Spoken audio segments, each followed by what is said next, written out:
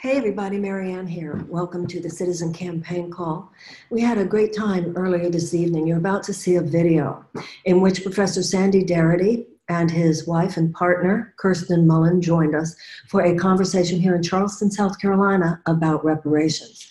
I'm sure you realize Charleston was ground zero. Hundreds of thousands of slaves were bought and sold here in Charleston. So when people from Charleston are talking about this topic, there's a cellular memory unlike in any other place. So it was great. It was wonderful having them on Zoom. So I'm going to kind of get out of the way so you can go right into finding out more about that. I also want to just fill you in a little bit on how we're doing about those 65,000. You know, you're probably aware we need 65,000 unique contributors in order to be on that DNC debate stage. And we need them by May 15th. Some people have been asking how we're doing. We're halfway there. So would so appreciate your help on this. Maybe you want to take it on yourself to make sure that 10 people give that $1. And all we need is a $1 contribution for it to count as a unique contribution. I hope you'll help us with that. This is a grassroots campaign. We're obviously not getting the kind of media coverage that a lot of the more traditional contenders are getting, even though we should be, because I'm running. But down on the ground, where it really matters, man, it's really happening. And I'm feeling it, and I think a lot of people are feeling it. So thank you so much for joining in. I hope you feel that the Citizen Campaign Calls are contributing to your understanding and your involvement, your sense of this journey that we're all taking together, this kind of love train. I love the Eva Cassidy rendition of People Get Ready. There's a train a-coming, because I kind of feel that way about this campaign. Remember that we will be here again for the next Citizen Campaign Calls in April. We'll be on April 10th and on April 24th. On April 24th, we'll have the amazing Larry Lessig with us to talk about getting money out of politics. Lawrence Lessig, who is a professor at Harvard, and really the man when it comes to getting money out of politics. I'm not sure who we're going to have with us on April 10th. I'll let you know. In the meantime, you're about to listen to my conversation with Professor Sandy Darity, William Darity, and his wife and partner, Kirsten Mullen. And also we were joined with some wonderful, wonderful commentary and questioning from people who are in the audience here in Charleston. Behind me, you see, we're at the house where we did the event. This house was partly built by slaves. It's amazing. God bless you, and I hope that you have a great time watching what you're about to see, and enjoy the evening. Thank you so much. And I wanted to thank Kathy. I don't remember your last name. Thomas. I want to thank all the people who put this together. I recognize that the symbolism of our being here in this particular place is very important and very meaningful. We all know that Charleston is kind of ground zero on the topic of slavery, really, in the United States, and certainly on the topic of reparations. In 20 minutes, we will be joined by Professor Sandy Darity and his wife, Kirsten Mullen. And they are, of course, Professor Darity is a nationally known scholar on the topic of reparations. He's one of the people who has talked about it, written about it, and done scholarly research to back up his beliefs. So I feel very honored and very fortunate for all of us that he will be joining us. I want to take the 20 minutes before Professor Darity comes on to talk to you about why reparations is part of my own campaign for president. I'm sure you all know I'm running for the Democratic nomination for the presidency in the year 2020. Reparations is not my quote-unquote black agenda. That's not where I'm coming from at all. I'm coming from an American agenda. And so I'd like to explain to you why this not only is something I'm doing now, but something I've been talking about for over 20 years. I wrote a book in 1997 called Healing the Soul of America. And one of the things I talked about was race, racial inequality, mass incarceration, and reparations. And some of you might know, not only based on that book, but my book, Illuminata, you might know that I've been doing ritualized prayers of apology of white Americans to black Americans for literally around the country for almost 20 years. So this is not a topic that, in fact, that would have been, from Illuminata, that would have been even more than 20 years. I started that like mid-90s. Why is that? Well, my field is spiritual healing. And there are certain principles, I write and talk about a set of books called A Course in Miracles, which I know some of you are well aware of. And the Course in Miracles is not a religion. It's based on universal spiritual themes. And these themes are at the heart of all the great religious teachings. There is one particular thing that applies here. And that is whether it is a Catholic going to confession or a Jew on the day of Yom Kippur, which is the holiest day of the year in Judaism. It is the Day of Atonement. Or it's somebody at a 12-step recovery meeting who is told as one of the steps that they must do a fearless moral inventory and must look with brutal honesty at their own character defects. We can't heal if we do not do that kind of work. We have to look at ourselves very deeply and look at the places where we're not the people that we might wish that we were. We're not the people that we might say that we are. Or in whatever way we come to understand that I have this one value or this one principle, and there might be a gap between my value and the way I behave. So what has become very clear to me, has always been clear to me, this has never been for me like an oddity. All that a country is a collection of people. That's all that a country is. So the same psychological and emotional and spiritual principles that prevail within the journey of one person prevail within the journey of, in this case, millions of people. Whether it's how groups behave or whether how a civilization behaves or how an individual behaves. There is a particular principle. In the East, they call it karma. And in the West, and in books like The Course in Miracles, it's called cause and effect. And in The Course in Miracles, it says every thought creates form on some level. And the golden rule is simply the way nature operates. What you put out is coming back to you. And what you withhold is going to be withheld from you. So that's as true of a nation as it is true of an individual. So in The Course in Miracles, it says you can't bring the light to the darkness. You have to bring the darkness to the light. You have to look at your own shadow, as they say. And in terms of personal growth work, we always say you can't do a spiritual bypass, right? You can't just pour pink paint over your problems and pretend that they don't exist. And I feel that politically, and this is why I'm running, I feel that politically we have to, as a country, do that same work.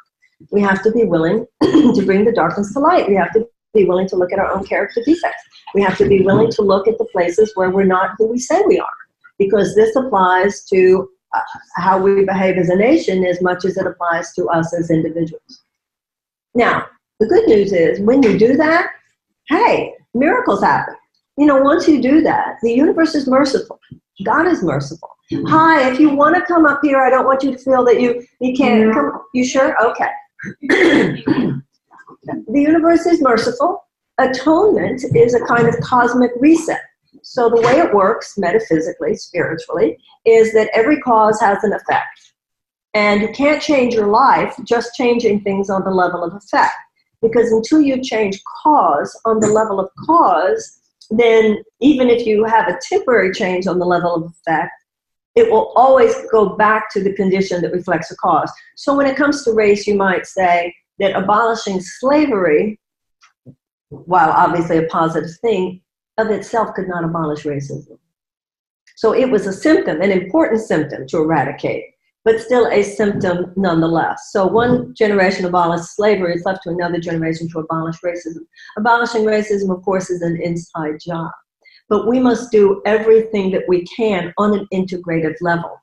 And that's really what, for me, my campaign is about, is an integrative politics. And when I say that what I mean is just like with health, we know that you can't just address the level of the symptom. You also have to address the level of the cause.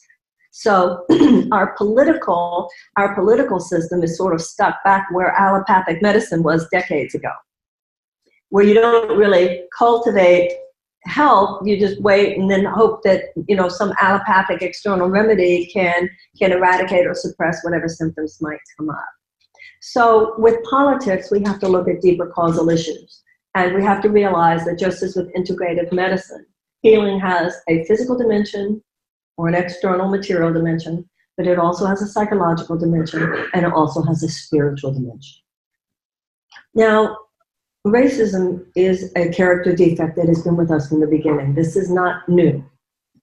This is just an American characterological character defect. Once again, you have to admit it. You have to admit it. You have to atone for it in your heart and make amends where appropriate and where possible. And like I said, I've been doing these apologies, white America to black America, for decades. You have racial healing circles. The whole concept and topic of white privilege has become very, very, significant and discussed in our society. So I think a lot of people are realizing right now the importance of the inner work that it will take to deal with some of these issues. But that is not instead of outer work as well. The way I've been saying to people recently is, if you owe me $1,000, if you took $1,000 from me and you apologize, I'm really grateful for the apology, but I also like my money back. So sometimes it's not enough to apologize. You also need to do the work of repair. So the issue of reparations is particularly interesting for me. I don't think the average American is a racist. I actually don't. That's not my experience. But I do think that the average American is deeply undereducated about the history of race in the United States, particularly since the Civil War. So I've been having a very interesting time going around the country having this conversation. And even in the whitest states in the United States, such as Iowa, New Hampshire, every time I go through the story, by the time I get to the climax, which is that therefore I think we should pay reparations, every time I get applause. And I don't think that's an accident, and I don't think it's insignificant. So I'd like to go over a little bit with you the kind of little snapshot thumbnail of American history regarding race since the Civil War, which kind of gives the background of why I believe that reparations are appropriate and why I believe America is ready to have that conversation in a meaningful way. I know a lot of this, many of you know very well. I said the other day to an audience, well, I'm in South Carolina, you obviously know all this, and somebody said to me later, don't assume that just because somebody's in South Carolina, they do. So let me be your American history teacher for just a few moments. So the first slaves were brought to the United States in 1619, they think, probably around 400,000 people. By the time slavery ended, was abolished in the United States in 1865, there was anywhere between 4 and 5 million slaves. Slavery really ramped up in the early 1800s with the cotton trade, with the cotton industry. At the end of the Civil War, Tecumseh Sherman, General Sherman, promised to every former slave, family of 4, a phrase that we all know, 40 acres and a mule. So I want to just take a moment for all of us to really think about what that meant. So, as Martin Luther King would say 100 years later, we were freed, but what were we freed to? I think we would all agree that if you've kicked someone to the ground, and I think we would all agree that 2.5 centuries of slavery is certainly kicking someone to the ground, that you have a moral responsibility to do 2 things. Number 1, stop kicking. But number 2, do you not also have a moral responsibility to reach out your hand and say, here, let me help you get back up? So to me, when Tecumseh Sherman said, each family of 4, former slave family of 4, we get 40 acres and a mule, the part there was, now we'll help you get back up. Because you're free, one thing slaves had was skill set. I mean, think about this. You'd been a forced laborer. That means you have all kinds of skills. You've been running other people's plantations. So think what 40 acres and a mule would have meant. 40 acres and a mule would have meant that you could start your life over as a person living in a free economy. Well, we're sophisticated now enough psychologically. I mean, 600,000 people died during the Civil War. I mean, so it's beyond devastating, especially if you consider how much smaller the country was than it is at this time. To give you an idea, 257,000 American soldiers died in World War II. 600,000 people. And here you're in the South, you can understand. It's not about judging or not judging, it's just about having some psychological insight. The South did not give up slavery because they got wise one day. They gave up slavery because they lost the war. So you think about the cold dehumanization that could ever take a person to own a slave to begin with. But then you add to that the humiliation and the devastation and the loss of an entire way of life that came with the loss of the war. So now you have not only that I don't even see you as a human, now I have real hatred of you. And I want revenge. Okay? So that means that the federal troops were there, stationed in the South. From 1865, the war was over. The federal troops were stationed in the South till 1877 to ensure that slavery was not reinstituted. Now, everything I'm about to say now, I think would have been different if Abraham Lincoln had lived, but he did not. Once the federal troops left, anybody who had been given their 40 acres and a mule had it taken back, given back, because remember, where was that 40 acres going to come from? That 40 acres was going to come from the former plantation owner. Right? So, I mean, you know, once again, now judges thinking about what would have been ceding at that point.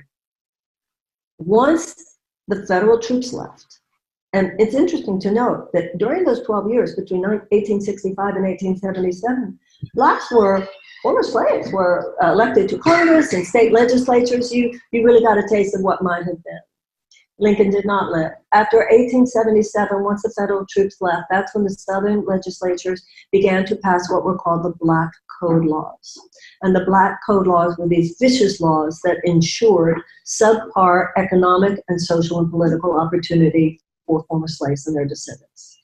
This is when you began what's called the Great Migration, where because blacks couldn't work here, many of them started the migration to cities like Detroit, Cleveland, etc., and unfortunately found, in so many cases, racial prejudice even there. So this begins, you have 2.5 centuries of slavery, followed by 100 more years of what we would call today domestic terrorism. What do you call lynchings? It's not domestic terrorism. What do you call Ku Klux Klan? It's not domestic terrorism. What do you call segregation? It's not a form of domestic terrorism. So what happened was by 1900, you had full-on institutionalized white supremacy in the American South and segregation. So the war is over in 1865. By 1900, full-on institutionalized white supremacy and segregation, and none of that was fundamentally challenged for 100 years and the civil rights movement led by Martin Luther King Jr. So when Martin Luther King Jr. and the civil rights movement, there were two signature pieces of legislation that made all the difference. In 1964, that was the passage of the Civil Rights Act. What the Civil Rights Act did was it dismantled segregation. No more discrimination in hiring, no more back of the bus, no more colored bathrooms elsewhere signs, all that kind of stuff. That was the dismantling of segregation in 1964. In 1965 was the passage of the Voting Rights Act. The Voting Rights Act, one of the ways that blacks were kept down, black Americans, even after the Civil War, of course, was the Jim Crow laws, et cetera, that made it so difficult. Yeah, you can vote if you can stand on one foot and read the Constitution backwards or recite it. It didn't mean outrageous things like that. With the passage of the Voting Rights Act in 1965, there was full and equal opportunity to vote given to black people. Just as I said certain things I think might have been different if Abraham Lincoln had lived, this is where I think things might have been different if Dr. King had lived. Because where we got to, 1865, you have the Emancipation Proclamation, you have the end of the Civil War, you have the eradication of slavery, you have the passage of the 13th Amendment. With the Civil Rights Movement, you have the eradication of institutionalized segregation, and you have the Voting Rights Act. We simply have not gotten around yet to economic restitution. There was an obvious economic gap between blacks and whites after the Civil War. Once again, if that 40 acres and a mule had been given, who knows what trajectory might have unfolded. But because it wasn't, and because you have another 100 years of subpar opportunities, you have 3.5 centuries. It's not just 2.5 centuries. When it comes to economy, you have 3.5 centuries. So what has happened And this gap, of course, has never been closed, because you have, in addition to what happened in the past, you have the fact that racial prejudice, it wasn't like I said, the Emancipation Proclamation, a stroke of a presidential signature or a constitutional amendment could eradicate certain external symptoms, but it couldn't eradicate racism. And in some ways, as we know, we're sliding backwards in this country. In 2013, the John Roberts Supreme Court started chipping away at the Voting Rights Act.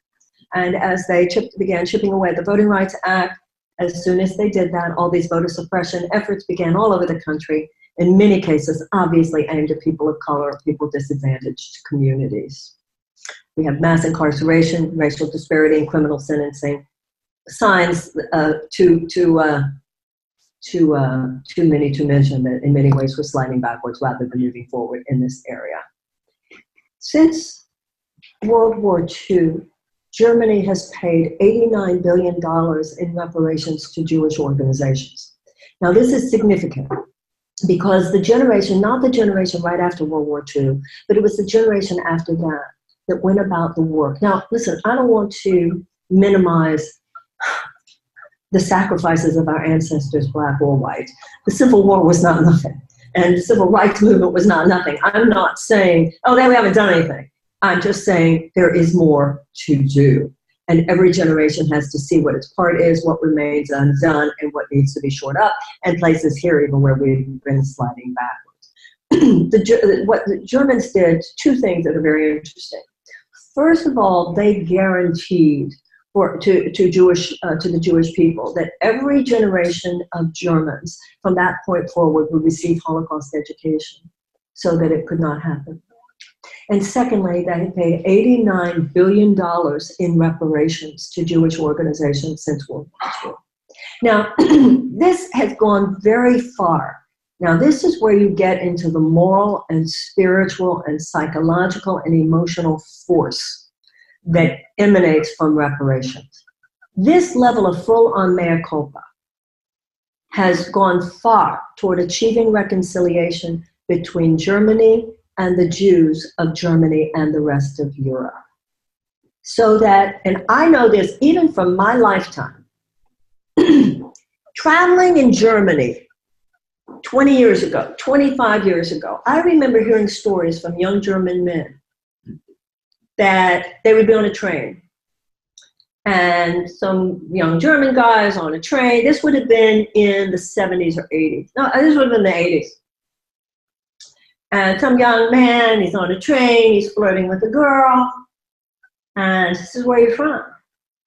He says, Germany. She gets up, she walks away.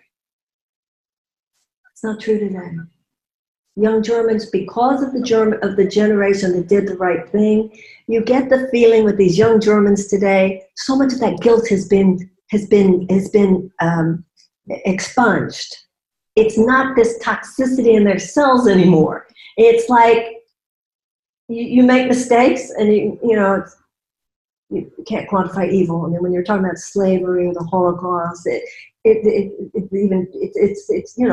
Abraham Lincoln said the nation must confess its sin. But we believe in redemption. You do what you can, and because Germany has done what it can, full on mea culpa, paying reparations, you can feel in a young generation of Germans that it's flushing out. Flushing out. Our Civil War stopped in 1865, and it's still in the cells. It's still there. It's not finished. It's not finished. Not that you can ever, not that you can ever make it not have happened. The Germans can't make the Holocaust not have happened. We can't make slavery not have happened. But you go about the work of reconciliation. We desperately need to close this chapter, and instead of closing this chapter, we're almost like the wound is actually, we're exacerbating it generation after generation because we haven't done the next piece of the work that is left to do. Now, by the 20th century, the concept of reparations was hardly considered outrageous. It's certainly not outrageous for the Germans who paid to the Jews, but also in 1888, and I think a lot of Americans don't realize this, in 1888, Franklin Roosevelt signed the American Civil Liberties Act. And the American Civil Liberties Act of 1988 actually paid because of it, we pay between $20,000 and $22,000 to every surviving prisoner of the Japanese internment camps during World War II. In other words, we've done it before as a nation. You get, wow, we did wrong, we did people wrong. And yes, financial compensation is part of what you do. It's simply part of what you do. It's part of what the Germans did. It's part of what we did towards the Japanese. It is for this reason that I have made as a pillar of my presidential campaign paying reparations for slavery. Now, like I said, the Germans can't make Holocaust not have happened. And we can't make slavery not have happened. But I believe we would do a great, great, great gift to all of our children, black and white. It would be a great service. You know, there have been times in our history when this country's done great things. We've gotten out of the habit of doing great things. We do a little bit here and a little bit there, and incremental here and incremental there. Since I began talking about reparations as part of my presidential campaign, you might have noticed that it's become a topic and other Democratic candidates have been asked about it. And one of them said something like, oh, I believe in race-based policies. But I'd like to say that I think race-based policies doesn't get to the moral issue, because race-based policies leaves open the question of why the gap exists. No. The atonement value is that I acknowledge why the gap exists. The atonement knowledge is and the moral force of this is the acknowledgement of a wrong that was done and a debt that is owed and payment to the best of our ability. It would have great psychological and emotional and spiritual effects, as well as economic effect. My own plan that I have proposed is the idea of a reparations council or a board of trustees, which would be very carefully chosen. Professor Darity, who you're about to meet, is certainly an example of someone who should be on that council. There have been other black scholars, and these days, for those of you who are white and don't know this, there is a term often used these days, ADOS, American Descendants of Slaves, which is as distinct from, let's say, a Nigerian refugee, right? We're talking specifically about American descendants of slaves. The idea of a board of trustees, or reparations council would be the idea of a group of people who would be given the responsibility. Would you ask them to not be quite so loud back there? Thank you. Who would be given the responsibility to disperse these funds. Now, when the number, and we will hear from our guest tonight, who will have much to say about this. I have long said that anything less than $100 billion seems to me insulting. The number that I have proposed is anywhere between $200 and $500 billion, but you'll be hearing from Professor Darity about that. He will certainly have things to say, as many do. It is my sense that no matter what number we were to come up with, there will be people who think it's far too much. And no matter what number we come up with, there will be people who think it's far too little. And we can get into that conversation. The idea would be that over a period of, let's say, 20 years, this Reparations Council or Board of Trustees would be given the responsibility to decide how the money is dispersed. And the stipulation from the U.S. government would be for projects of economic and educational renewal. Projects of educational and economic renewal that then would be dispersed, as I said, perhaps over a period of 20 years. However, that's what I've come up with. It's just somebody said to me, a journalist said, well, how are you going to not just come across as a well-meaning white woman? I said, well, I am a well-meaning woman. But as I said, I do not see this as something that I'm talking about just for black people. America needs this. If we're going to heal the soul of our country, we need to do this for white Americans as well. So that's a little bit of a background about the topic as it relates to how I have contextualized it and how I'm proposing it to the American people. And now I'd like to introduce you to my guests. Dr. William Darity Jr. and Kirsten Mullen will discuss topics found in their forthcoming book, From Here to Equality, Black Reparations in the 21st Century. They will talk about the history of wealth inequality in the United States, examine Chief Justice for African Americans. Mr. Darity is the Samuel Du Bois Cook Professor and Director of the Samuel Du Bois Cook Center on Social Equity at Duke University.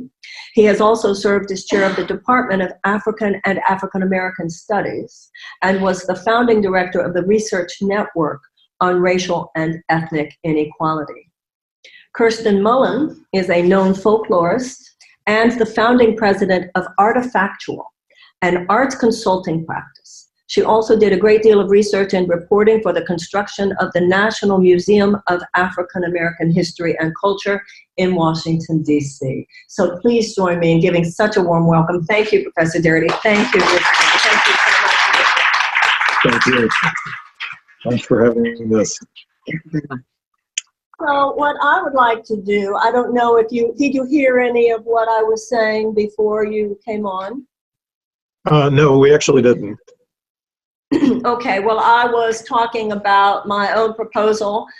Professor, you pretty much know because we talked on the phone that day. Perhaps you've read what I wrote in my racial inequality section about reparations on my website. It almost doesn't matter. We can get there. I think what would be good now, I have questions for you. I know the audience will have questions for you, but if you could open with the comments that you wish to make about your book, about the topic, I think that would be really great for everybody. Thank you. So I'll try to offer a beginning, and then I will turn it over to Kirsten for some initial remarks. I think that it's important to emphasize that the cause or the purpose of reparations is not to exclusively address the harms of slavery, but also to recognize the long and cumulative trajectory of injustices that have occurred in the United States that have been specifically experienced by Black descendants of persons who were enslaved in the United States.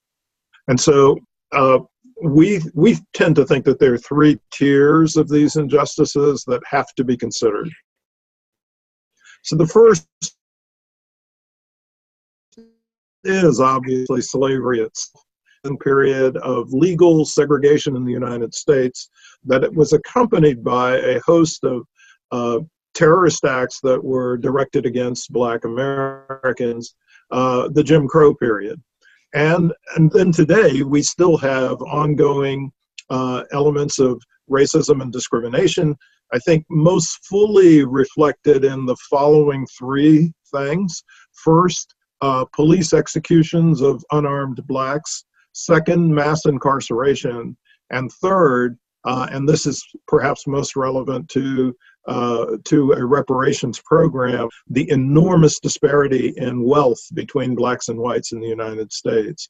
The most conservative estimates actually indicate that Black Americans, the median Black American household has 10 cents to the dollar for the median white American household. This is an enormous discrepancy. There are other estimates that are even larger in terms of the magnitude of the gap, but I think that that's a real signal of the persistence of discrimination in the United States. And so, so the starting point for the discussion, I think, is the causes of a case for reparation, and those causes in three areas. Kirsten has made the observation that as we've talked about these issues in public settings, that there's actually been a change in the way in which people respond to these conversations. And I'd like to ask her to talk a bit about that. This is indeed the case. We have seen the conversation evolve. A decade or more ago, we frequently would be told, no, this is the wrong thing to do. Why are you even talking about this? This is not relevant. Then there was a shift to this may be the way to go, but it would be difficult to achieve. And then another shift, audiences were saying, well, yes, it's necessary, it's essential, but what would it look like and how would we do it? And so we've been encouraged greatly by this shift. And it's, as we see today, it's absolutely a topic that is on many people's mind. And it seems like a pregnant moment for this conversation to take place. I wanted to say, I don't know if you said that you had mentioned the book, but I did want to say that the title of the book that we've written is called From Here to Equality, Reparations for Black Americans in the 21st Century, and it's being published by UNC Press, and we're told that the publication date will be this time in 2020, so spring 2020 is the expected publication date. I do want to say you have been the first candidate in this electoral competition to come out explicitly saying that you're in support of reparations, and I want to thank you for that. It's I think there are only 3 candidates in total who have taken that position, but you were the first, and it's a very courageous act. It's an act of leadership, so I really appreciate that. Thank you. Thank you. Thank you. Thank you very, very much. So, Professor Darity, how much money do you think this conversation should even begin with, and how do you see it? What would be your plan? So, Kirsten just mentioned that we have a forthcoming book, and so our publisher would inflict us with a high level of wrath if we divulge too much.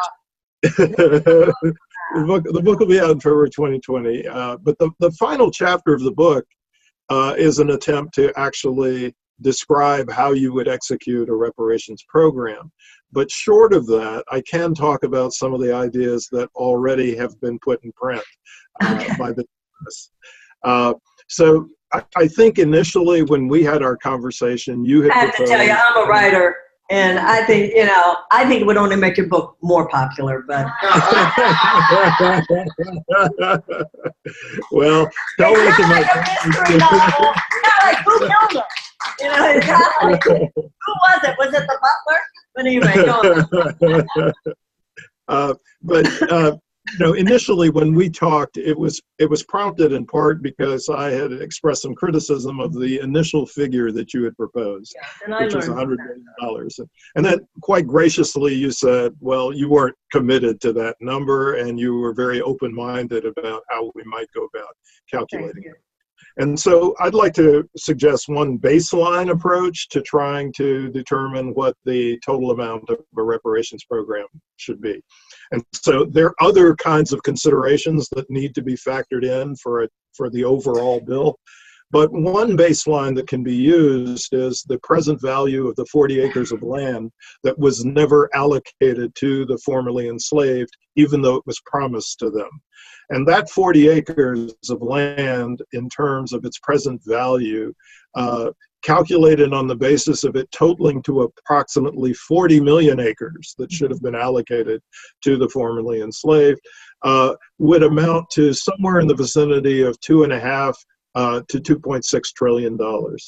And that would in turn amount to approximately $80,000 per eligible Black American.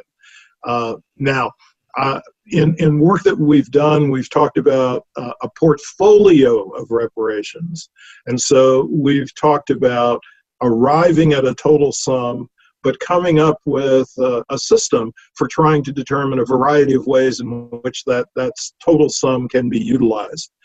I want to emphasize, though, that I think it's essential for both substantive and symbolic reasons that an important component of the uses of an overall reparations package must be a payment to the eligible recipients.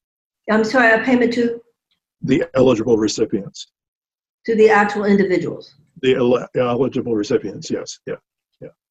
Okay, let me say at this moment, I read a book once where they talked about the difference between vision and politics. And they talked about how, and I can't remember which book it was, but it made it what I thought was a wonderful point. It said, with vision, you must never compromise. Politics is the art of compromise. So I just want to say here, and also as a candidate for president, so I think about these things in political terms. And I'm sure that Professor Darity and Kirsten, you're very aware of this. You've got an issue, which first of all, and where I feel I can make a difference. I feel I can make a difference as a candidate, and I feel I can make a difference as a president, of articulating the vision in such a way as that I could see the American people going along with this. Now, I'm just going to speak honestly. What I cannot see is the American people going along with over $2 trillion. Now, I understand, no, I do, and I understand that then it's for Black America to decide, because I get this. This is and I just want the audience, I want everybody to be clear about what the issue is here. So if we don't pay enough money, then it doesn't get the value, and the whole generation of young Blacks could say, yeah, you pay money, but I also could see Black leaders, such as yourselves, saying, if we don't take the money that's offered, are we going to get a better deal with the future generation? Because that really would be the question. Does history work in such a way that, okay, maybe the next generation would be open to trillions? And that's something that would be for Black America to decide. But I just, in that conversation, and I could be wrong too, maybe you could, white America would be open to that $2 trillion. So let's just give some comparison here. Our $2 trillion, the tax cut in 2017 was $2 trillion. Our military budget this last year, or this year alone, will be $750 billion. So that gives you an idea of what we're talking about. So let's say, Professor, if you, and Kirsten also, what would you, to whatever extent you feel free that you can have this conversation, because I do understand about the book, etc. What do you feel if, let's say it were to unfold, that you had a president who said, I think I could maybe get this done. You have a Congress and a president who sit down at a table and say, all right, let's talk, it's time. And do not come anywhere close to that number. What happens then? Well, I don't think that either Kirsten or I could. I mean, obviously, no one person would be making that would have to be a collective judgment among Black Americans who are descendants of folks who were enslaved in the United States. So there would need to be some way of canvassing what people's preferences and desires are under those circumstances. Because at that point, it's a negotiation, just like any other contract, just on a very, very big level. Yeah. So one of the things, well, two things I'd like to talk about, to mention here. So part of the reason we think there is the level of promotion and the level of acceptance of the proposal is that we don't really know our history. I often joke and say that I went to some of the worst public schools in the world and that Sandy went to some of the best public schools in the world, but neither of us really knew this history. And it's not that the history was hidden, it simply wasn't taught, not in the schools that I went to, not in grade school, not in college.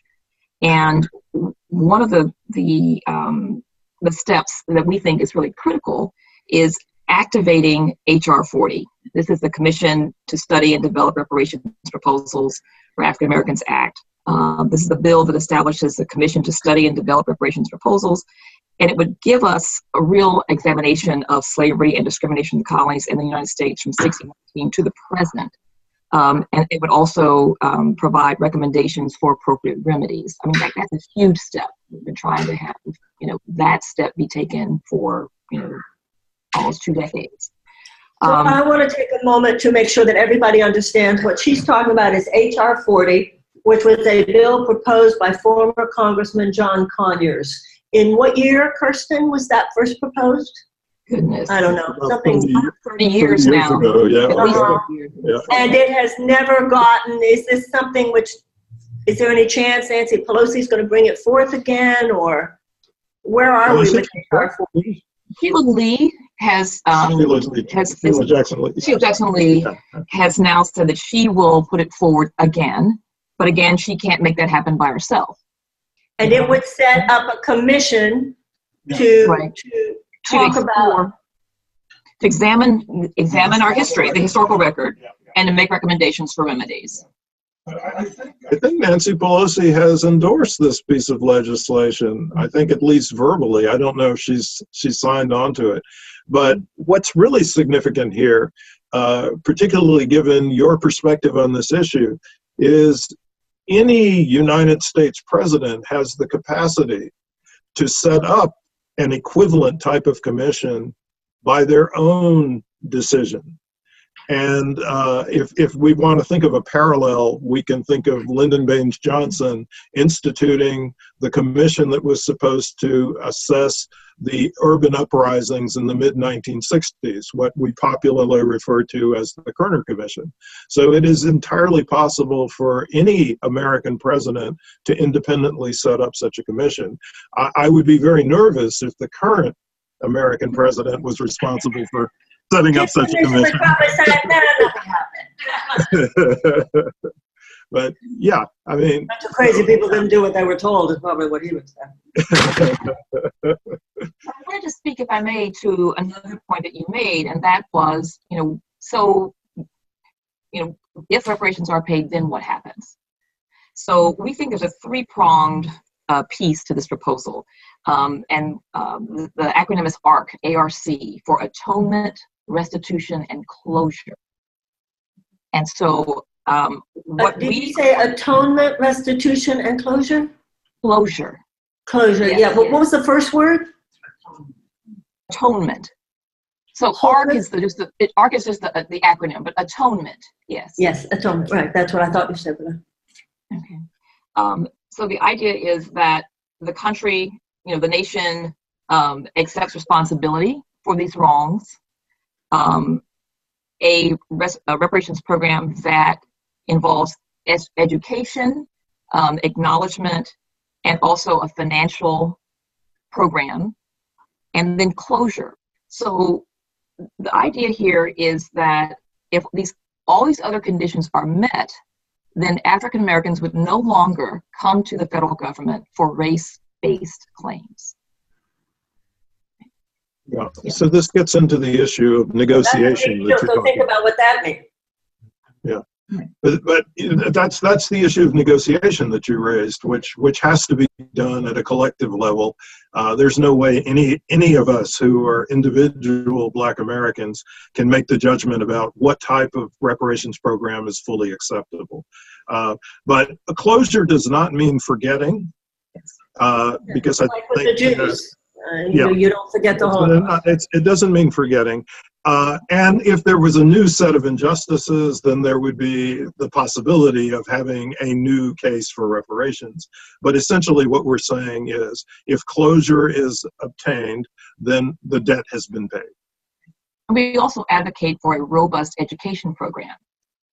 Some of you may remember when the Japanese Americans received reparations for their unlawful incarceration during World War II, there was an education component, but it was gutted. I want to say it. I can't think now what the total amount was, but they received actually 1/10 of what was proposed. And I think very few people outside of Californians have any knowledge whatsoever of that education program. But there was testimony. Those archives are in various repositories in California, but the effort was not sufficient. I mean, there are many Americans who don't believe that Japanese Americans, they aren't even aware that Japanese Americans received reparations because that education program was not comprehensive, and it was too short-lived. I mean, I feel like it would need to carry over several generations, actually, for it to become something that's part of, the American politic, part of who we are as a nation. I want to give people in the audience now an opportunity. Michelle has a microphone, and then I'm going to have to repeat the question or the comment so that when people are watching this on video in a little while, that they will know. So who has a question for Professor Darity or Kirsten or myself? Yes, and this is Fred Lincoln. I don't think you can see him, but Fred, well, actually, Fred, why don't you come up here? And Fred Lincoln went to school in the building where we now stand, and this building was built in part by slaves, right? So this is Fred Lincoln. So Fred, if you sit right here, That would be a good way, because then everybody can see you, and that's cool. We'll do it that way. Good evening. Good evening, Mr. Lincoln. Good evening. My heart is beating pretty. Take your time. I heard some things that that really sets something off inside me. When we talk of somehow a certain amount of money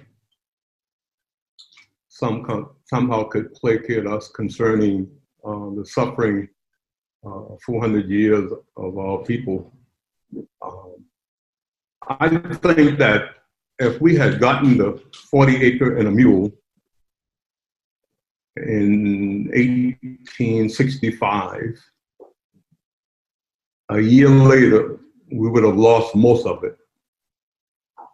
Today, if you gave a family on welfare $80,000, she would be on welfare 2 years from now. What we need to do when we talk about reparation, let's talk about the psychological damage, the mental damage, the damage of a broken people in some instance, and a large majority of broken people. You cannot give them anything until you deal with that psychological problem. A problem with slavery and Jim Crow have led to a people who hate themselves. And until you overcome that, money will not solve the problem. It has to be two-tier. You have to deal with the psychological problem, and then you could come along with money. And the money is not for what have happened to our people. The money is a sense of atonement for what have happened. But we must spend money, and it cannot be a limitation on the amount of money you lend to remedy the situation on the damage that has been done, by the psychological damage that was done by people having to ride on the back of the bus. People have been told that their lips are too big, their skin is too dark. Our kids will go out now and pick a white doll baby over a black doll. You have to deal with those issues. You have to deal with the issue when you give blacks $10 million, they will not go find a black woman. They will go find a white woman. There's a psychological connection, and I think we need to deal with that first before we deal with anything psychological, mental damage. Thank you. Thank you for that. Thank you very much, Mr. Lincoln, for those comments.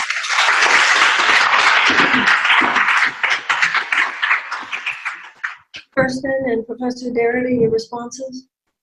So I'd like to say first that we don't see Black Americans as being dysfunctional. You know, quite the contrary. There's amazing evidence of the strength that we have. I mean, if you look simply at the Black educational attainment levels against incredible odds, it falls in the face, you know, of what Mr. Lincoln was saying. The first quarter of my life was lived in Jim Crow. I grew up in Texas, and everyone I knew, I mean, I grew up in a working class neighborhood, and everyone that I knew, the parents were working, you know, 2 jobs, some of them 3 jobs, and they had a clear idea of what they wanted for their families, for their children, and that was their focus. I think we have been saddled probably from the time of enslavement with this notion that Black people were dysfunctional.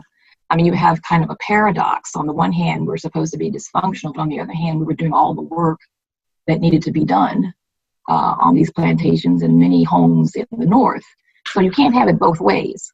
You know, I just don't think that, you know, this is a reason to look askance at the financial aspect of reparations.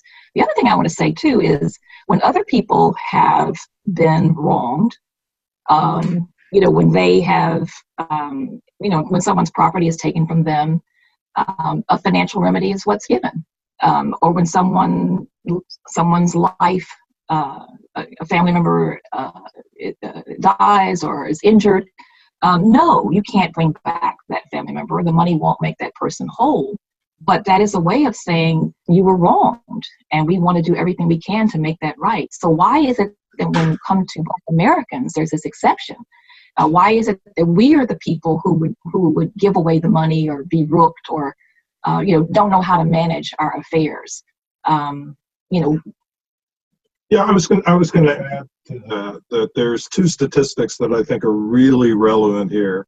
So Kirsten mentioned education. So if you take into account a family's occupational status or their educational status or their income, Black young people actually get more years of schooling and more credentials than comparably situated white young people. So some sort of notion that there's something peculiarly deficient about Black Americans, their judgment, their motivation, and their desire is not consistent with the evidence. And indeed, despite that type of pattern of accomplishment, Blacks still suffer a significant disadvantage in terms of resources. The most significant disadvantage in resources that's connected to education is reflected in the following statistic. Black heads of households who have a college degree have 2/3 of the net worth of white heads of households who never finished high school. So there's not an equivalent payoff for effort, but Black folks still seem to put forward that type of effort. I have no idea why anyone would claim that had 40 acres and a mule been allocated to the formerly enslaved, that they would no longer have those resources in 2 or 3 years. That makes no sense, unless you're arguing that the land would have been taken away from them in the absence of them having sufficient military protection or arms of their own to continue to preserve the land. Yeah. In all fairness, I do want to say, he actually did not say that Blacks were dysfunctional. He said Blacks were a broken people. And that is different, and that speaks to what these days we would talk of as historical trauma. Well, I'd like to disagree a little bit with that. You're right, though. He did make the point about if it had been given, it would have been taken away. You're correct. I'm just saying that I didn't hear him say that. I think the argument that Blacks are damaged emotionally or psychologically is an argument that there is something deficient or dysfunctional about Black Americans. I think it's the same argument. Yeah, but wait a minute. I think there are two issues here, and he brought up two different issues. But to say that people have been wounded is not to say that there's something deficient in them. He did then go on to talk about how it had been behavior he did. I'm just saying the first thing he acknowledged, I think, which is true that we all need to acknowledge, and that is the issue of historical trauma. And I come from a people that has historical trauma, so that is a very real thing. But that's not then to say that therefore they are messed up because of it. Because I think the point Kirsten made is very well made, which is given what they've been through, they're even more impressive. Yes. Yeah. No, I heard that for sure. Yes, sir. Why don't you come up here and whichever one of you, yes, come up so that everybody can see. Yeah, say your name. My name is Ade Ofunian, and Fred Lincoln was speaking to the trauma that Black people definitely have experienced. And I'm a professor at the College of Charleston. And in my classroom, I teach African American studies. I teach African studies. My students, it's a PWI, but my students in my class are majority African descended students. And they suffer from the trauma that their ancestor experienced. They also suffer from a lack of knowledge because of the miseducation that they currently are experiencing, and the miseducation that has been generational generational. So, but to the, Marianne? Yes, sir. Yeah. You were asking, are we asking white America to provide reparation? Are we asking white America to provide reparation? We're not. The government. Yes. The people who have inflicted. Absolutely. That's correct. We're not asking white America for nothing. This is not black folk going to white America saying, you owe us. This is us going to the government of the United States and those private people who exploited and made money off of us, the banks, the universities, all those private entities who made money off of us, and the government of the United States who shut down Marcus Garvey, who shut down Malcolm X, who shut down every African descended leader who could have let our people out of the experiences that we've had to endure because the government of the United States of America shut them down. Thank you. Thank you. Thank you. Come on up, either one. A couple of you. Okay, come on up, because it's good if you ask up here, because then people will be able to see you. You made a statement. You made a statement I wanted to kind of for. Say your name, sir. My name's Arthur Pinckney. Miss Marianne, Yes, sir. you made a statement that I wanted to follow up on. You said that we saved $3 million in taxes in this year. Is that what I heard? I said that in 2017, we had a $2 trillion tax cut, that actually 83 cents of every dollar went to the very richest individuals and corporations. So I did point out that we did have a $2 trillion tax cut. Okay, but you didn't follow up on it. That's why I wanted to follow up on that $2 trillion tax cut didn't go to any low-income people. It went to No. the higher Yes, it did. higher echelon of people. Now, the thing is that I know we can't, I guess, with some what Oliver said, I'm not going to repeat it, but now, if the government can do this for the more wealthier, can they do the same thing for those of us that have suffered? Black person that have suffered, can the government do the same thing? That's the point. It's a well-made point, and I think that's the point that Professor and Kirsten are making. So that's along with what have already been said, and we start. If we can start at a point, we need a point to start. Are the government willing to start at a point to say, well, okay, these are the things we did, so now let's try to do it over a period of time. That was my concern. Thank you. Thank you very much. I hear you. I hear you. Yes, sir. Good evening. My name is Tom Cronin, and I'll begin by saying that I am, as I'm known down here, I'm a Northerner. So, a Connecticut native, going to school in Vermont and Massachusetts, worked in Capitol Hill, and this is a really a vital subject. It's a really important subject. But my question to you is, how do you allow this narrative to find traction and the dynamics that you need, given the fact that we're just talking about a layer deep in the tissue of the nation's soul? And in order to get at where the damage really was caused, we have to cut through multiple layers. And it begins with what's going on today in Washington.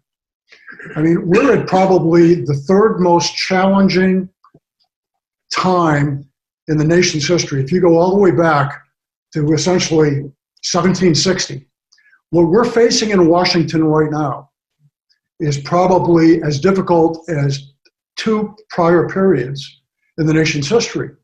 And the first was in that period of essentially 1776 to 1790. Revolution. Okay, it was the revolution that happened. Okay, the second period of time was in the 1840 to the 1865 period, right? And obviously the evolution of the 13th and 14th Amendments both. Okay, another revolution. And then obviously we come to the momentum that began to change in 64 and 65 with the Civil Rights Movement and the good decisions that the Congress of the United States was making at that time. We are doing our very best to unwind a lot of the progress, a lot of the vision that had been created during those eras. Because in some ways, each of those eras were part of the reparation process. That's right. Okay? But now what we have is this. We've got a government. We are a constitutional democracy. We are not a Great Britain-like parliamentary form of government where our laws evolve differently, they're enforced differently. The challenge is here is how do you sell this as a national solution because everybody's involved, all minorities involved, okay? And I want to touch on one point here, by the way, the statistic that you used earlier about household wealth and so forth. There was a report that came out in January of 2018. I think it came out of the Commerce Department, actually. And it talked about the fact that, and a lot of these reports, by the way, are the result of what happened, following Lehman Brothers, September of 2008. Middle-class America is further behind. The average middle-class family in the United States today is financially further behind than where they were in 1974. We talk about tax cuts today and the fact that we just had a new package and people are still trying to figure out whether they received any benefit to the tax benefit. What we're not talking about are all the insidious taxes for our utility bills, our credit card charges, our bank fees that have taken away and eaten into all of those gains. Yeah, but so you have a states' rights issue here. You have regulatory and enforcement issues here on many, many levels with this whole idea of we're going to be able to kind of sell this idea of reparations to a very broad audience, when in fact it has to be part of a narrative, but there's a much broader narrative. yeah, I wish to speak to that myself, clearly, because I hear this all the time when I talk about reparations. I hear, what about Native Americans, which is certainly a meaningful topic. What about white poverty, which is certainly a meaningful topic? What about the fact that, you've got an entire 99%, not just black people, but entire 99% of the citizens of the United States that have actually been at the economic effect of this veiled aristocracy. Something I would say, and I've said this before, I'm not a black person, but if I were a black person, I would feel, because I notice it even as a white person, how come every time we're talking about what was done to black people, somebody changes the subject? I don't get that. Right now, I understand that all these things are significant, and I don't disagree. But right now, we're talking about this. And I actually, sir, what you just said is it's all part of a larger narrative. The narrative you're talking about, I don't believe that the new veiled aristocracy, the new corporatism, I don't think it's racist. I think it's colorblind. It just finds democracy inconvenient to its financial purposes. But this issue of Black America, this is something that is a peculiarly unique character defect that has to do with the founding of this country. It is unique and different. Now, theoretically, you could have a brain tumor and leukemia, but you don't talk about, you don't say, well, we have to talk about it in the larger narrative of being sick. We have to talk about the brain tumor and leukemia.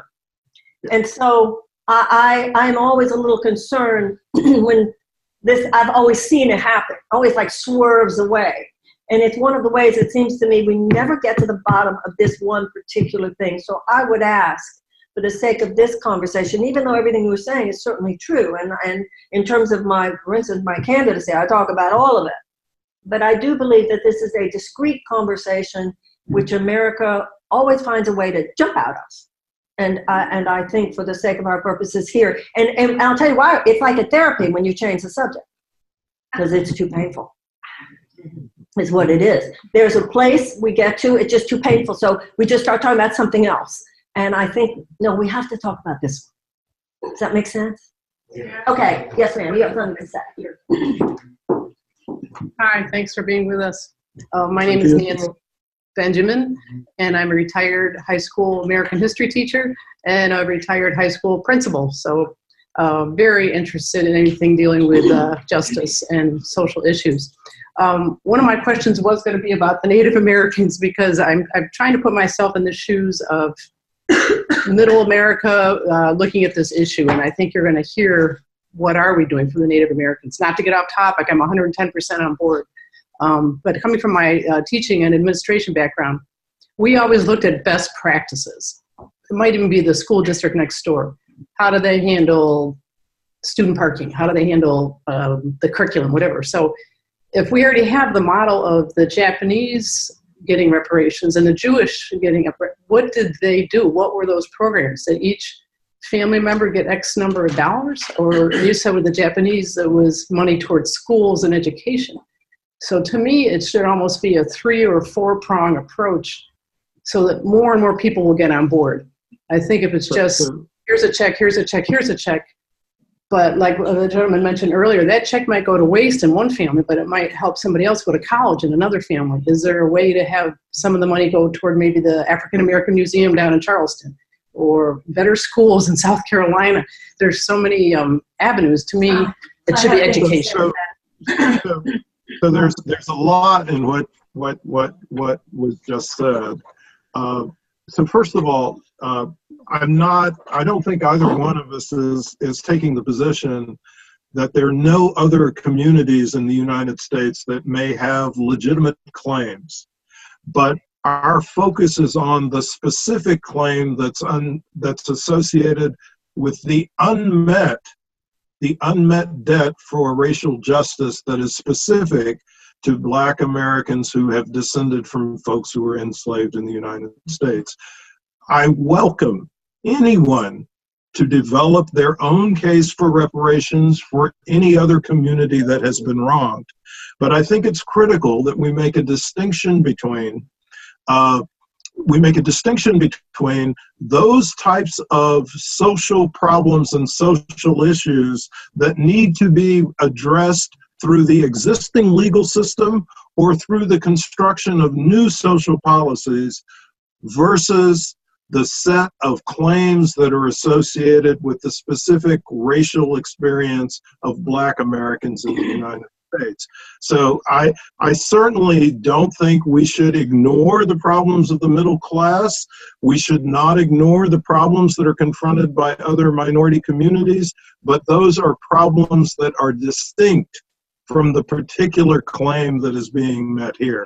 And it is a claim that has not been met for 150 years or more. And also on the issue of Native Americans, where is that lady? On the issue of Native Americans, most of the treaties were unfairly negotiated. So most of the claims around Native Americans have to do with the fact of unfairly negotiated treaties, or treaties which, even if they were somewhat fairly negotiated, we never lived up to. For instance, we promised the Black Hills of South Dakota to the Sioux in 1864, and it's time to give them back. I think it was 1863. So not only, as Professor Darity said, is it a distinctly different issue, but it's also a different issue in terms of what any kind of payback would be. Also, actually, there was something I was going to say, and I forgot what it was. Actually, but I want to try. The Japanese and the German but the Japanese did receive monetary payments. Money. The descendants themselves actually received money, and I want to say something about that. I remember, if I owe you money, I don't get to tell you how to spend it, and I think that there's an important issue there. I do believe that the American government, we'd be handing over a lot of money. Either way, no matter where on the spectrum, it's a lot of money. And I believe that the white America and the American government has a right to say, the stipulation, economic and educational renewal. After that, I don't think it's our business where it goes. I think it's whatever this council is, and I think that this council is, choosing this council is one of the most important issues that's going to happen.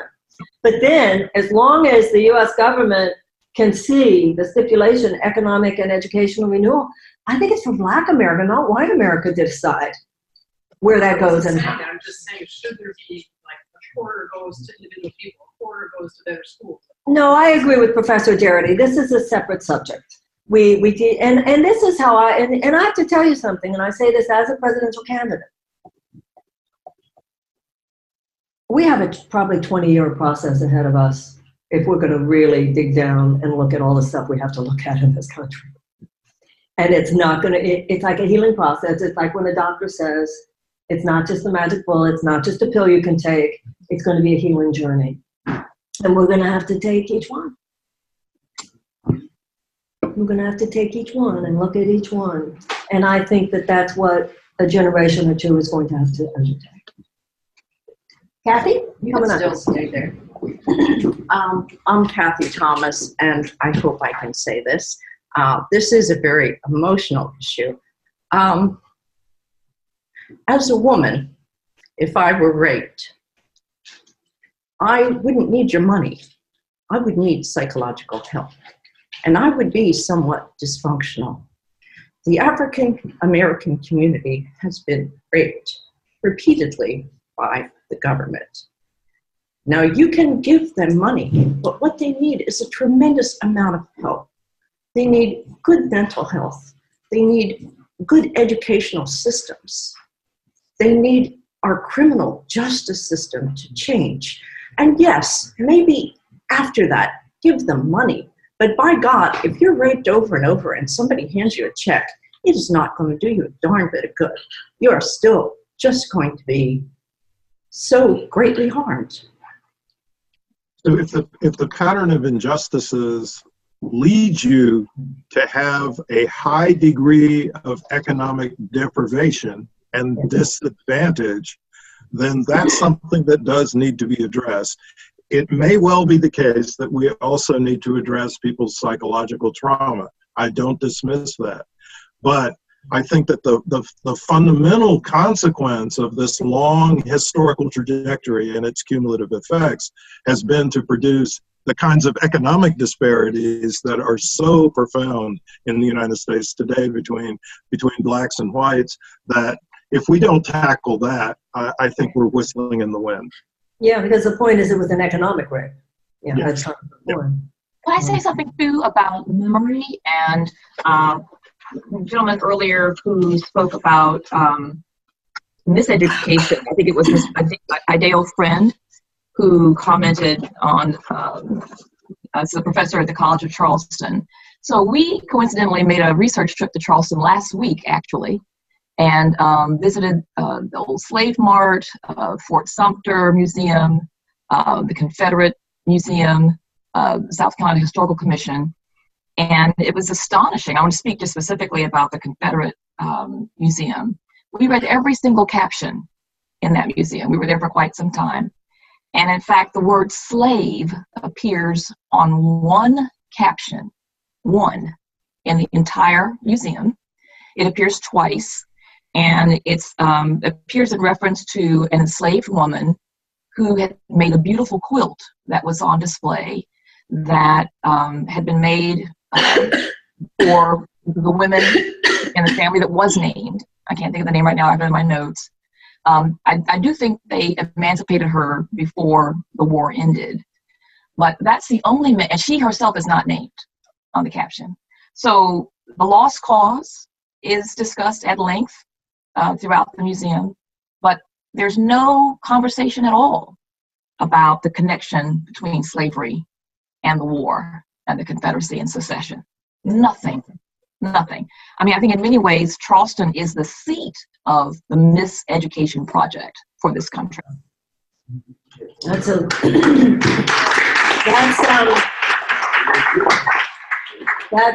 something for the citizens of Charleston to think deeply about, and it's yours to change. Wow. Anyone else have any questions for Kirsten or Professor? Yes, sir, come on up.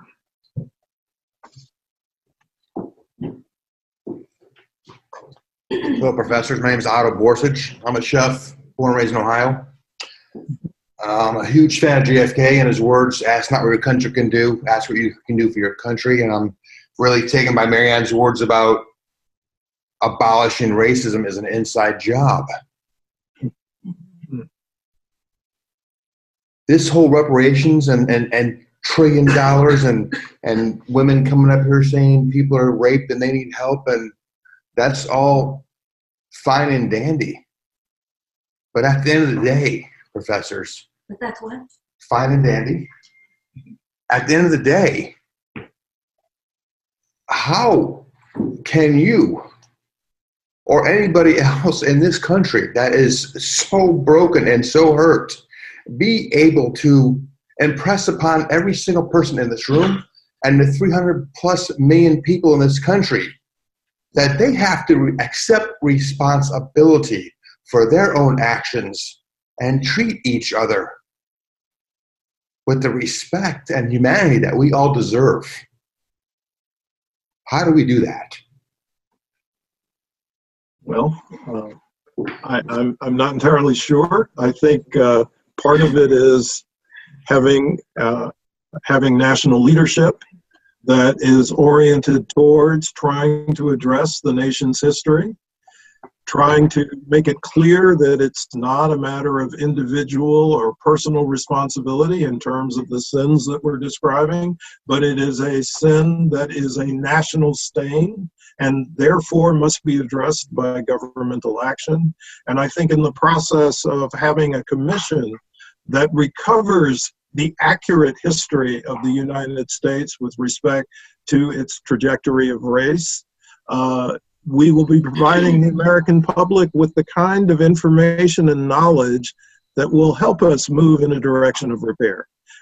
So I think that the commission is critical, not just because of its capacity to try to develop an actual reparations program, but also because it should have the responsibility of setting the historical record straight. And I think setting the historical record straight is critical to the healing process.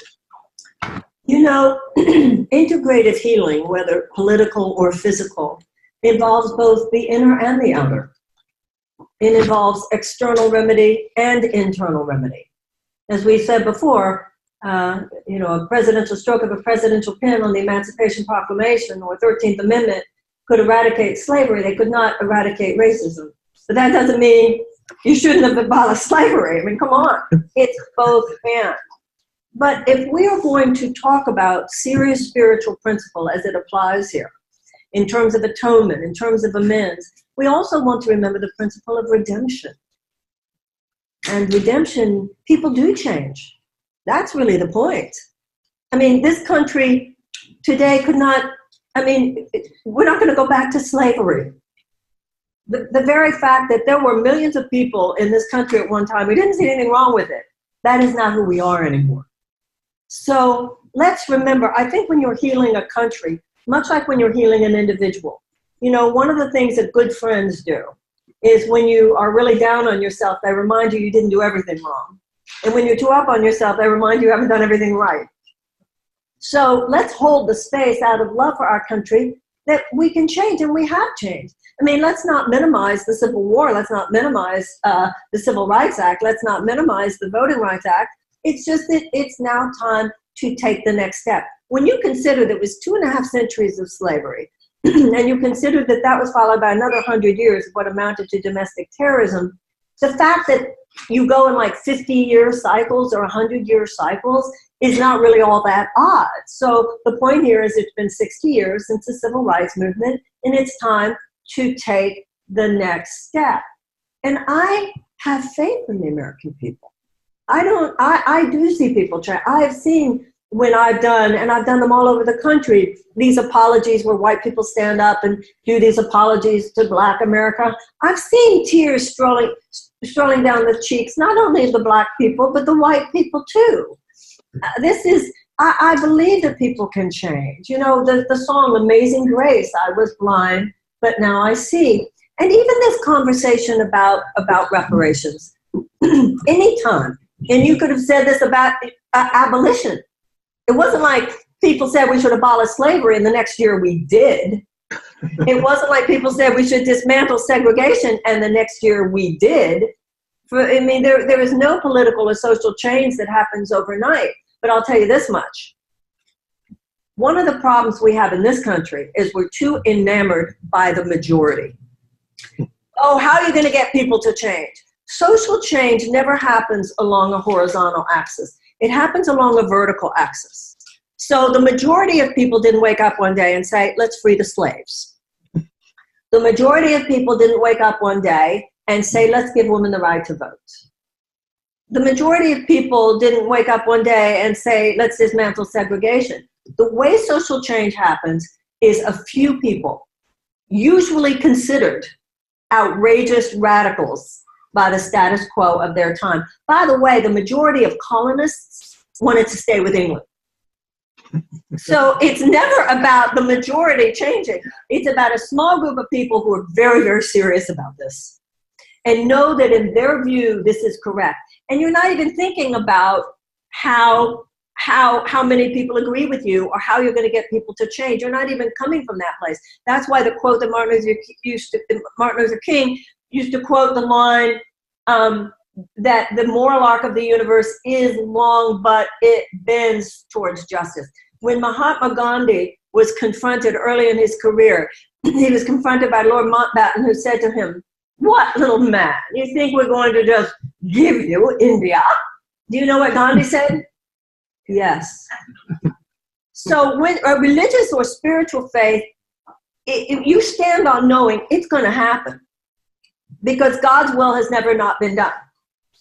The only question is how long it's going to take to get there and how much human suffering has to take. So you start from a faith position, you start with the knowledge. It really doesn't matter who agrees with you.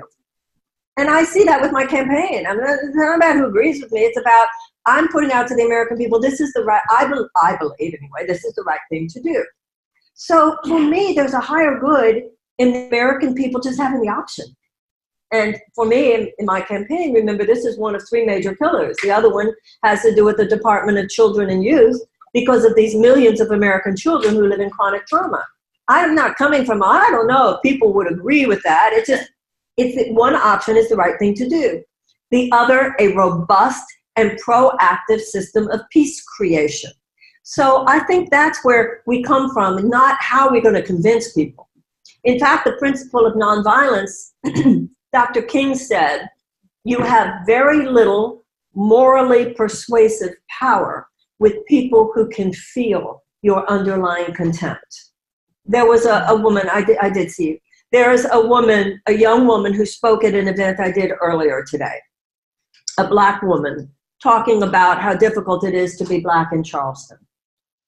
And it was really, I acknowledged her at the end because she really practices nonviolence. She had a way of going very deep about some serious injustices that she experiences, but her heart was so open, you didn't feel any white person there had to constrict because there was no attack. There was just description. So this is a conversation that we're having because it's the right thing to do. That's all. The answer to that question. Does that make sense? Now, I don't want to abuse the generosity of Professor Darity and Kirsten, and I know you said you could be with us for an hour. I don't want to abuse your generosity, so please do what you feel moved. If you want to take another question, if you want to do concluding remarks, whatever you wish. We would be happy to take one more question. Anybody, one more, anybody have something to say, or was it naturally concluding because everybody knew it was perfect? Anybody else have anything that you'd like to comment on or ask Professor Darity and Kirsten? Yes, sir. Come on, one more. Thank you, Kirsten.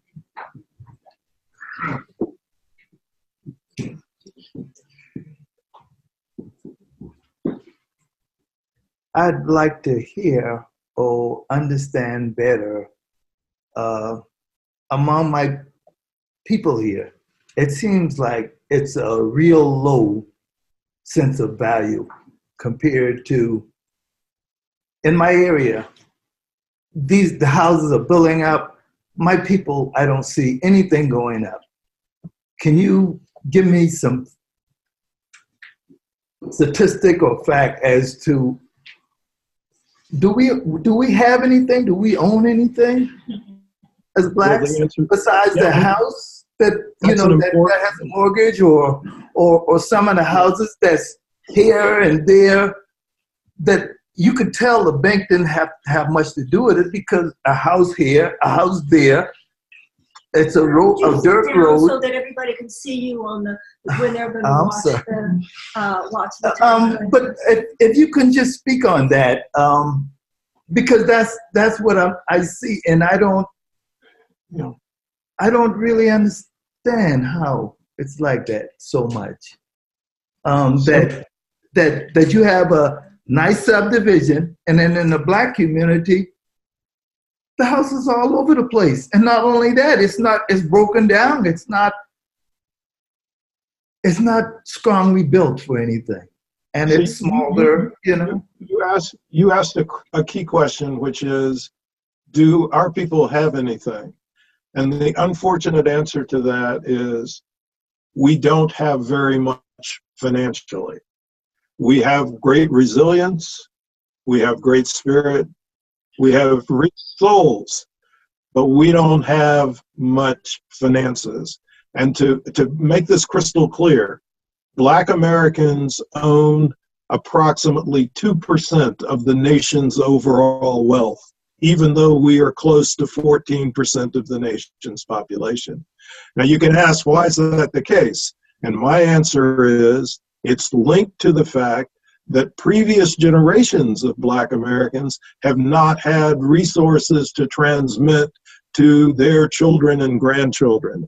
And that's because of the entire historical process of deprivation of Black wealth that starts with the failure to provide 40 acres and a mule. A lot of people think people get wealth primarily by deliberate acts of savings out of their income, but that's not the case. The most significant source of wealth for any group of individuals or group of people is what their parents and their grandparents can bestow upon them, either directly or indirectly. So unless we change the terrain of the resources that Black American families have, we will not change the distribution of wealth across generations. And I think that that's a compelling reason for reparations. Indeed, I really appreciate Marianne Williamson's observation that it's the right thing to do, even if the odds are long for it to happen. Because if we were living in the United States in 1819, we probably would have said, wow, slavery is going to last forever. Well, there are people who thought that the odds were long against changing slavery, but they became abolitionists. In a similar vein, if you were in South Africa in 1953, you might think that apartheid would last forever. Well, there were people who thought that the odds of getting rid of apartheid were fairly low, but they still engaged in the struggle. So similarly, reparations is the right thing to do. It's the way in which we can address the problem that you're talking about. And so we should pursue it, even if the odds look long. Thank you.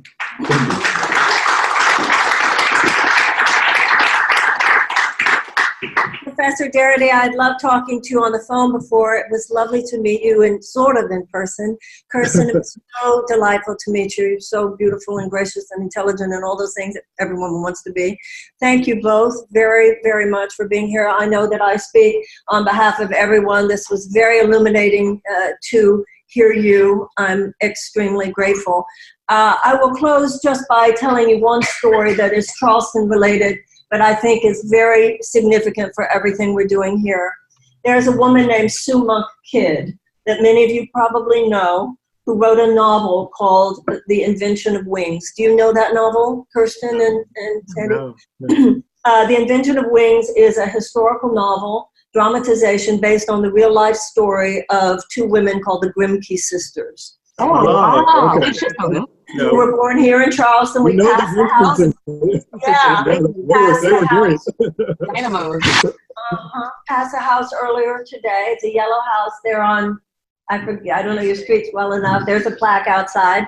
And they were born into a slave-owning family and then were converted by the Quakers and became leading abolitionists and leading feminists as well. What the book brought up for me, something that I had never in my mind really thought about, although once when I was at the slum called Kibera, which you may have been at in Kenya, and I looked at a young boy, I wondered at what age people realize where they are. One of the things that this book made me think about that I'd never thought about before, there were a lot of people like the Grimke sisters born into a slave-owning family who did have the awakening, the Amazing Grace awakening, and then what they had to go through, they would be completely kicked out of their family, completely kicked out of the city, etc. But what that book and reading about it made me think about that I think is so relevant to our generation was the difference between being anti-slavery and being an abolitionist. Yeah. Because you could be anti-slavery, think slavery was crazy, you'd never do it, you can't imagine somebody owning another human being, I would never live in a slave state, etc. But that sentiment, while noble, would not have changed the needle. It wouldn't have moved the needle for one slave. But what the book made me think about reading about the Grimke sisters is they not only went from complete spiritual blindness to being anti-slavery, then they crossed an equally, if not more significant bridge, a moral bridge, an emotional bridge, a psychological bridge from anti-slavery to abolitionist. Because to be anti-slavery just meant I don't agree with it. Abolitionist meant not on my watch. That's where we are in this country, in my opinion. That's where we are not only in terms of race, we're that way about a lot of things going on in America today. And it's up for our generation to decide, like every generation has to decide, what is the chapter that we will write in this continuing novel. And I hope that for the sake, in honor of our ancestors, and in love and devotion to our descendants, because I don't think any generation should just live for ourselves. I hope we will move. There are a lot of us, millions of us in America who don't agree with what's going on. I hope we will make that move. I hope we will cross that bridge, enough of us, from we don't agree with it to not on my watch. Professor Darity and Kirsten Mullen, I can't thank you enough. Thank you. And thank you, everyone. Thank you so much. Thank you. Thank you so much. Bye-bye. God bless you, everyone. If I can just make a quick announcement, I know a number of y'all came in later. If I can just get y'all to sign in before you leave, I appreciate it. We also have a listing of all the events that we're still doing. Oh, cool. Oh, cool. Thank you, because I heard you say that you're a teacher. That's so great.